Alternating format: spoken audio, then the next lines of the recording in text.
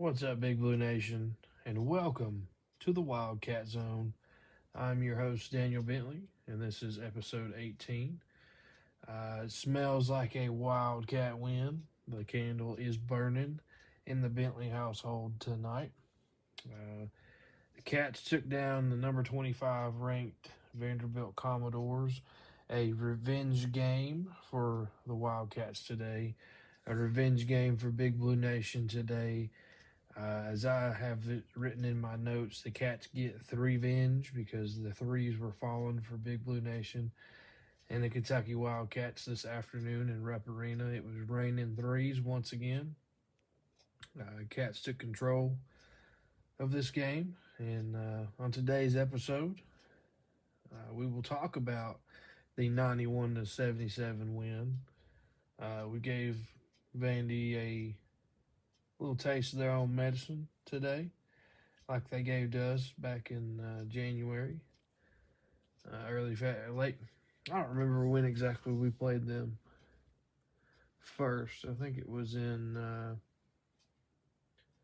have the schedule right here. Bear with me.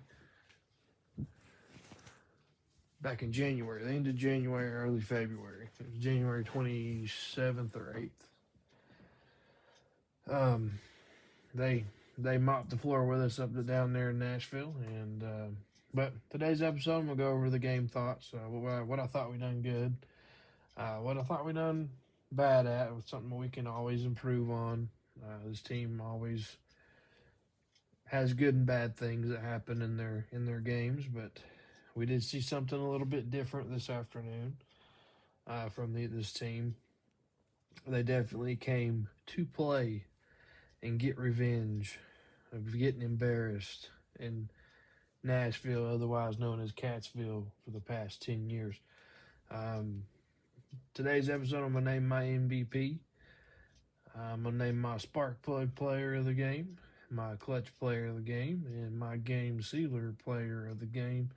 And at the end of the episode, I'm going to give my thoughts on the game going, our next game next Tuesday at 7 o'clock against the Texas A&M Aggies. It's at Texas A&M.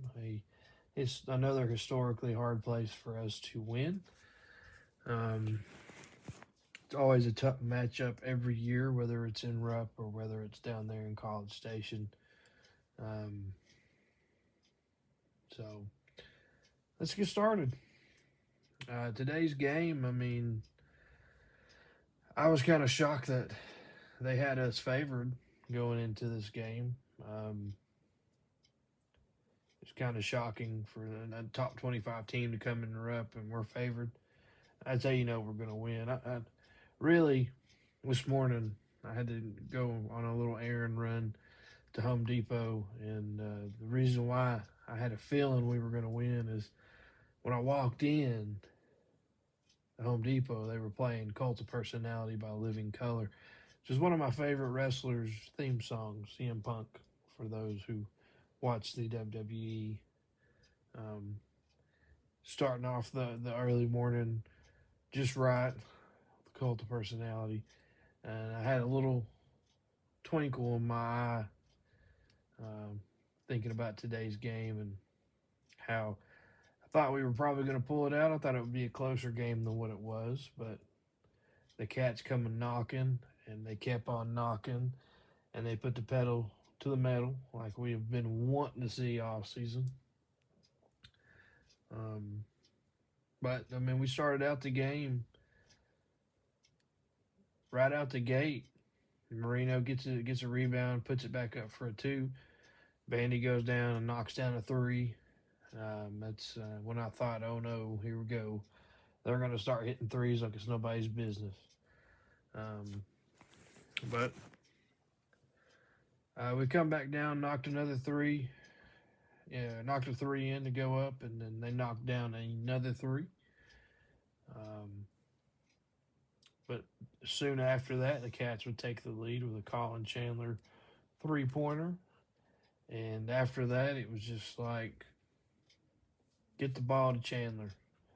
I think he ended up making 6 threes. I think the record that is in Rupp Arena is 8. So he was 2 off from setting a record, or tying the record anyway. Um, this game we moved the ball a heck of a lot better than what we have been doing all season long. They were bouncing it around to everybody. They were playing as a team, but we still had instances where guys were going into business for themselves and trying to be the hero, trying to get their points. The worst ones that we have that are bad about that are obviously Otega Owe. Even though he gets his points, he's going to get his points, and he gets to the line a lot when he drives. But the other one we have an issue with is Diabate. We saw a lot of selfish play in the last game against South Carolina. I talked about that a lot in the last episode. But whenever we would play together as a team, we would get better, right? We would score more. In this game, we passed the ball and passed the ball and passed the ball. They set up guys. They set Chandler up for threes, open threes. And that's what got us ahead. Chandler was hitting today. Which I will talk more about his performance later on in the episode. But we had great ball movement. His substitutions weren't as detrimental because his first substitution, he took Aberdeen out, he took Yelovich out, and he took Marino out. He left Owe and Chandler in. He added Jasper Johnson, which I believe was at the 2. I don't think he was supposed to be the 1, playing the 1, but he was at a 1 or a 2 spot. He put in Trent Noah. Oh, no, it was Brandon Garrison, and it was Diabate. Those were your 5 that were on the floor. We had Johnson get a couple open looks. He made one of them, one of the 2 that he did shoot from behind the arc. He didn't turn over the ball this game. I don't remember looking at his stats, but I don't think he turned over the ball for us this game. So that's an improvement. He was +5 on the floor in the first half, which is, he's been -16 in some games, which is not good for us. I thought it was going to, when he hit that first 3 that he made, I thought it was going to be the floodgates open and he was just going to start draining them, but they didn't really pass him the ball anymore. His defense really still needs to be worked on, but I'm glad we got some decent minutes out of him today. He passed the ball well. He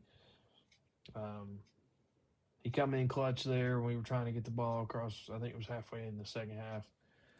They were pressing, and he come in clutch. Chandler passed him the ball. He was wide open and got it across the court, halfway, the half-court line before we ran out of time. But the selfish play stuff, that's got to quit, especially if we're going to go in a run or on a run.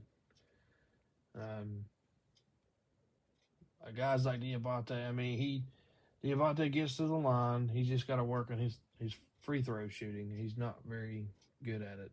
He's our worst free throw shooter on the team. But the selfish play has just got to stop. They're going to get the ball to Owe, and Owe's going to drive. That every time he gets the ball, that's what's going to happen. Right? We've seen it against South Carolina. We've seen it all year, really, the past 2 years. Owe gets the ball, Owe's going to drive. That's just his thing, right? But we had great ball movement today. Where was this all season, really? I know we had injuries. I know we had guys playing in roles that they're not completely used to. But where was this all season? We had that kind of movement when we played the preseason number 1 Purdue in the exhibition game, a game that doesn't matter. We had that type of movement. But if we play offense like we did against Vandy today, and defense, really, we had a couple defensive errors, in the game, and we didn't have all perfect defense. But if we play like this today against, like how we did today against other teams, especially in March, it'll mean something. It's what we've been waiting to see these guys break out like this today, to keep a lead and maintain it. I mean, I know we dropped 5 points. We were up by 20. We were laying the hammer down on the Commodores. But we gave up a couple easy buckets to them. So that's pretty much the game. I mean, I really enjoyed watching it. It was fun watching. I loved watching Chandler just knock down the threes like it was nobody's business. I kept counting them. Every time we'd make one, I'd count it. Um, so I'm going to move on to my MVP of the game and my spark plug player of the game and my clutch player of the game and game sealer player of the game. I mean, we had a good game today. There's not much I can't complain about. Just the selfish plays just got to quit, especially if they're going to do something special. They got to quit. They just got to quit with the I'm going to get the ball. I'm gonna call my number and I'm going to go make the bucket. And a lot of the times it doesn't happen that way. But we had some good performances from everybody, from Yelovich to Chandler to Aberdeen to Diabate, even BG, man. Even BG got him a steal. I mean, he needs to get going too. He's another one of our second year guys that I thought he was going to have a breakout season, and he did not. And he has not. And maybe that's still in the works. Who knows? We still got 2 regular season games, a conference tournament, and the NCAA tournament. So I'm going to move on to my MVP and my most valuable player, Colin freaking Chandler. He had 23 points. I think that was a season high for him.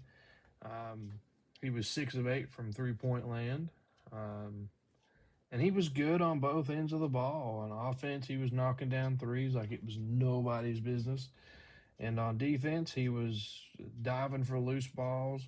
He had that massive loose ball that we won, the 50-50 ball we won in the first half, where he dove and knocked it off of the Vanderbilt player. And, I mean, if he plays like this for the rest of the season, I mean, I think we're going to be okay.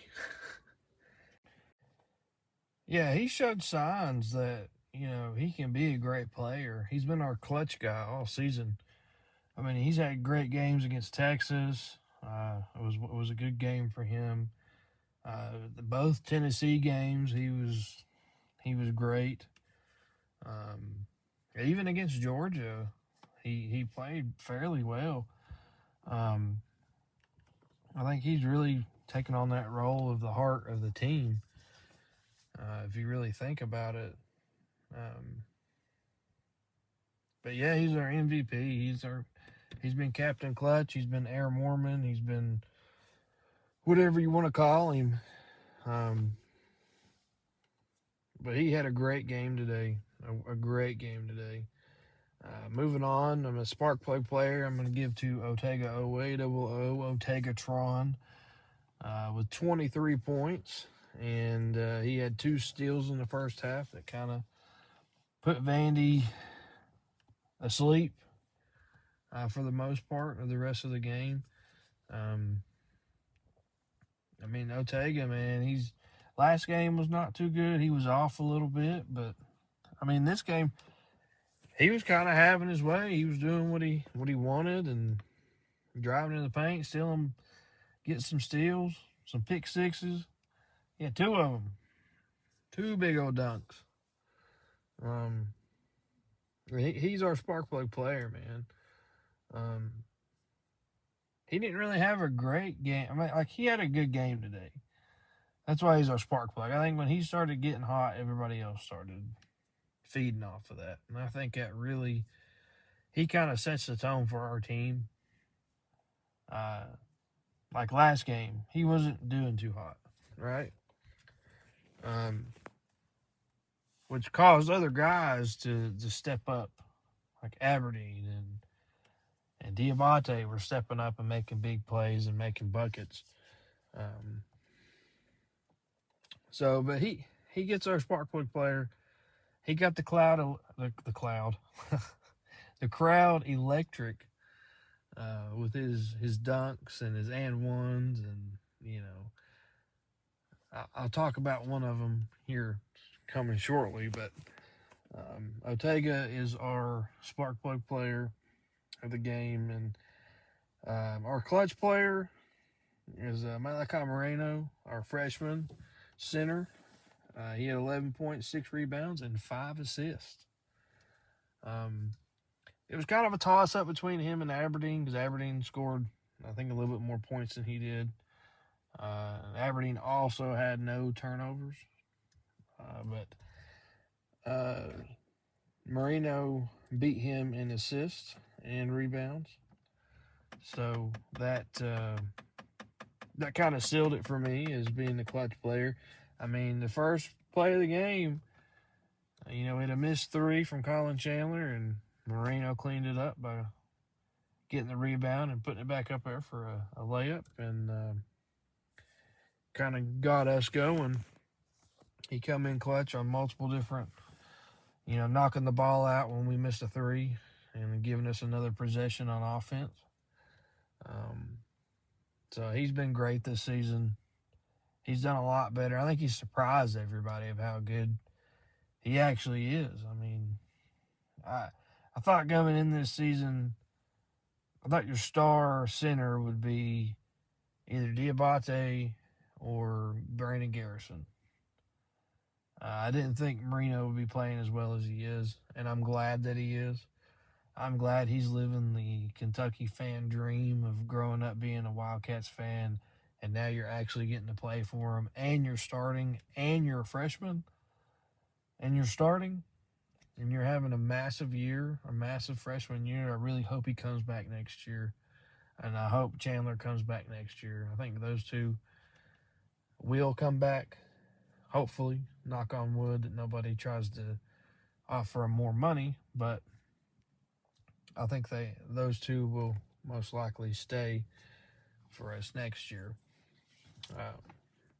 But my game sealer player is Ortega Owe. He had a drive to the basket with about 4 minutes, 13 seconds left. Goes in, nose to nose with the defender, knocks it in, gets fouled, sits on the floor, and gives his shoulders a little bit of a roll, telling him, I just made that on you. I'm tough. I'm going to stand you up. I'm going to make buckets, and you ain't going to stop me. So he gets 2 awards this episode as a spark plug player and a game sealer. I think that play in particular kind of sealed the game for Vandy, because Vandy would go down and make something, and we answered right back. Vandy go down and make something, we answered right back. That was kind of the final nail in the coffin for him, with Ortega getting the points, getting the and one, counting the bucket, and making him a free throw. So I'm going to look forward to when we play next Tuesday to Texas A&M. I'll try not to get too excited. We had a massive win today, but it was at home. This is another road game for us in a historically hard place for us to play, like it is everywhere in the SEC. Everybody wants to beat Kentucky, even though we're not, top tier, number one in the SEC, number one in the nation. That doesn't matter. It doesn't matter if we have a number against our name or not, a ranking against our name or not. Everybody wants to beat Kentucky. That's just how it is. Just like everybody wants to beat the Yankees. Everybody wants to beat the Cowboys, which people do beat the Cowboys nowadays. But this ain't about the NFL or the MLB. You always have those teams every year. Like everybody wants to beat Duke. Everybody wants to beat Carolina. Everybody wants to beat Kansas. Everybody wants to beat Kentucky. Doesn't matter if you're a community college down here in East Tennessee or if you're a rival. Or even if you're not a rival and you're somebody that doesn't hardly play us every year, like Washington or St. John's. Everybody wants to beat Kentucky. We have that mentality of the blue blood mentality. Everybody wants to beat us. It's everybody's Super Bowl. It's normally the opposing team, one of their players or their star player has the best game of his entire life.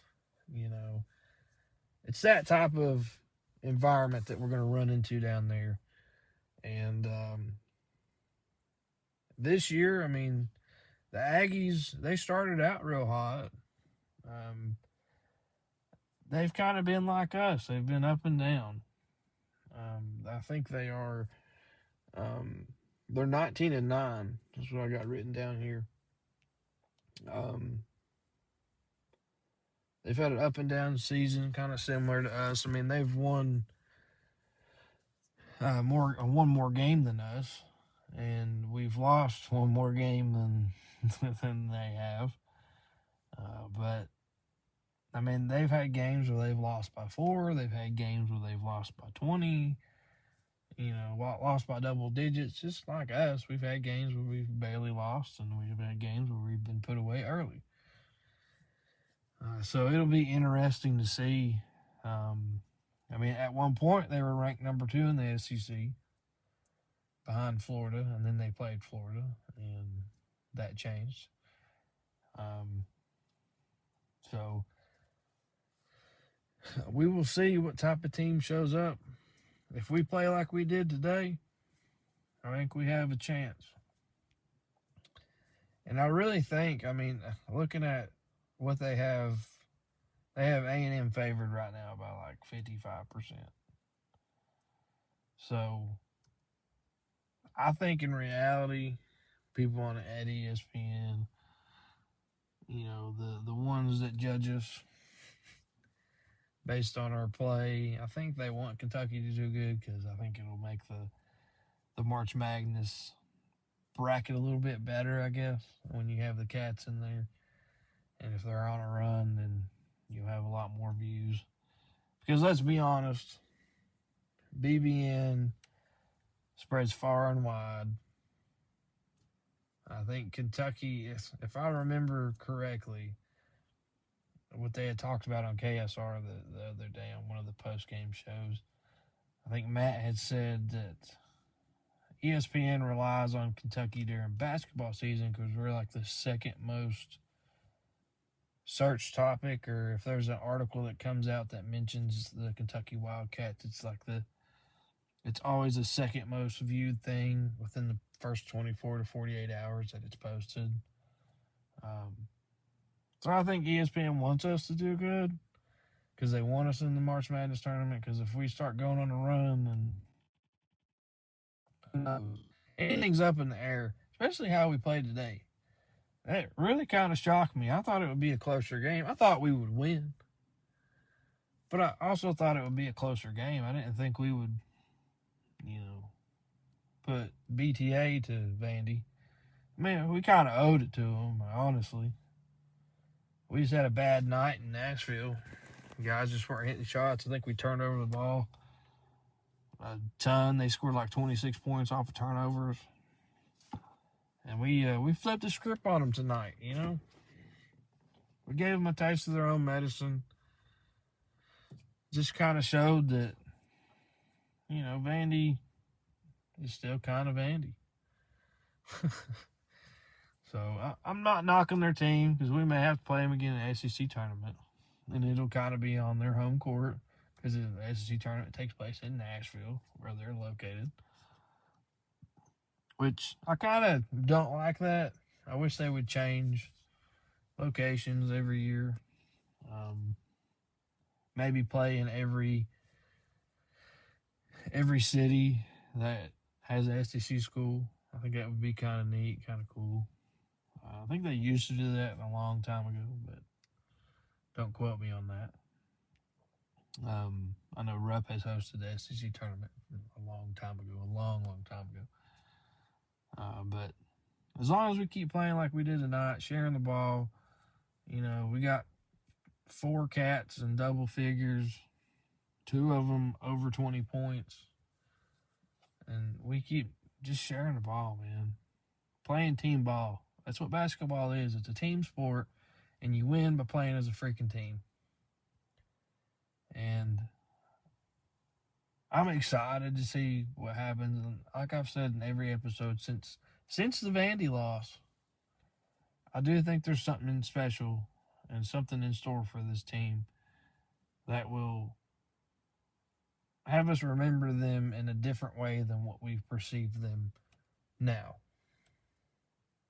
This team gets a real bad rep of not having heart, not playing with heart, not caring about winning. I'm sure they do. And yes, they are getting paid. I'm sure they hate to lose just as much as every one of us do. And I'm sure they understand the culture of what it means to be a Kentucky basketball player. But I really think something special is in store for these guys. I don't know what it is, but I look forward to it, especially if we keep playing like we are now. I look forward to it. I most definitely look forward to it. So, thank you guys for listening. I am on Facebook. I'm on YouTube and Spotify under the Wildcat Zone. I'll put the pictures of my pages in the video. You can find the links on Spotify and on Facebook and on YouTube. So please like, share, and subscribe. I'm going to do my little bit with always cracking open a cold L8. That definitely just went all over me, but that is okay. I'm definitely trying to get a sponsorship with L8, so if you guys could, tag them in my podcast, that would be amazing. I did email them, so we're waiting to hear something back, but let's make some noise and get me noticed. If you guys so choose to, I'd greatly appreciate it. But again, thank you guys for listening, and go Cats. Great win today. Like I said, or like I have written down, the Cats get THREEVENGE. I don't know if that'll stick, but go Cats. Godspeed. And thank you for listening. This is the Wildcat Zone!